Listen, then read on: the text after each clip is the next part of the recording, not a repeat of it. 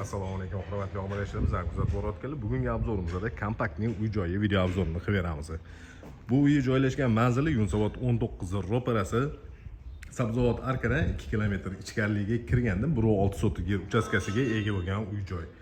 Binoning umumiy kvadraturasi 250 kvadratni tashkil qiladi. Xonalari soni 5 ta. Bundan tashqari 2 ta terrasa qismi bor.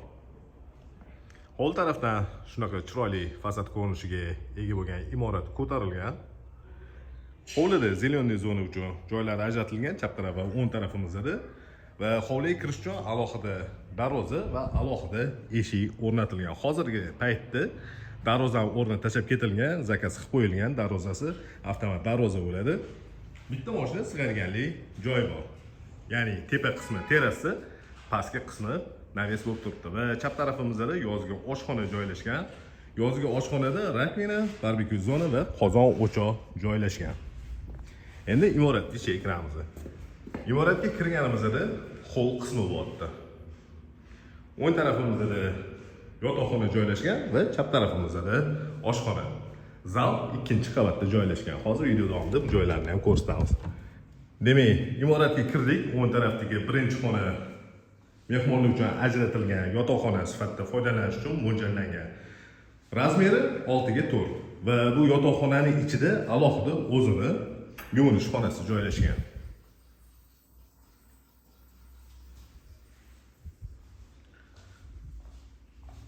Demak, imoratga kirdik. Chap tarafimizda oshxona joylashgan, kuxnya, stoloviya. Oshxonaning razmeri ham hozirgi ko'rsatgan xonamiz bilan bir xil. 6 ga 4 razmerdagi oshxona. To'qli pollari tashalgan va bu joyda katta oynaron joylashgan. Yozgi oshxona bilan uy ichida joylashgan oshxonaga dostupi bor. Endi ikkinchi qavatga ko'tarilamiz. Ikkinchi qavatda 3 ta xona joylashgan, shundan bittasi zal va ikkitasi yotoqxona. Sanuzel 2 ta. Ikkinchi qavat uchun umumiy sanuzel va ota-onalar uchun ajratilgan yotoqxonaning ichida yana bitta sanuzel joylashgan. Zalning ko'rinishi. Zalning razmeri terrasani hisobga olmaganda 6 ga 4 razmerda. Terrasa 5 ga 4. 20 kvadratning yana terrasa qismi bor. Patologlarning balandligi 3,5 metrni tashkil qiladi.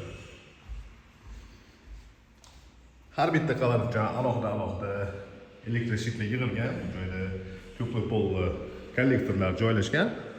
Bolalar uchun ajratilgan yotoqxona. Razmeri uzunasiga 4 metr va eniga 3,5 metr. Ikkinchi qavatda joylashgan umumiy sanuzel ko'rinishi. Va bu joyda ota-onalar uchun ajratilgan yotoqxonaning ichiga kiriladi.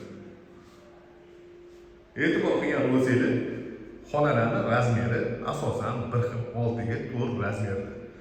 Ota-onalar uchun ajratilgan yotoqxonaning ichidan 20 kvadratlik terrasa qismiga chiqiladi.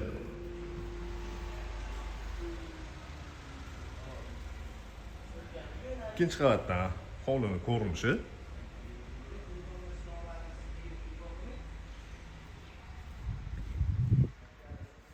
Ota-onalar uchun ajratilgan yotoqxonaning ichida alohida o'zini yuvinish xonasi joylashgan.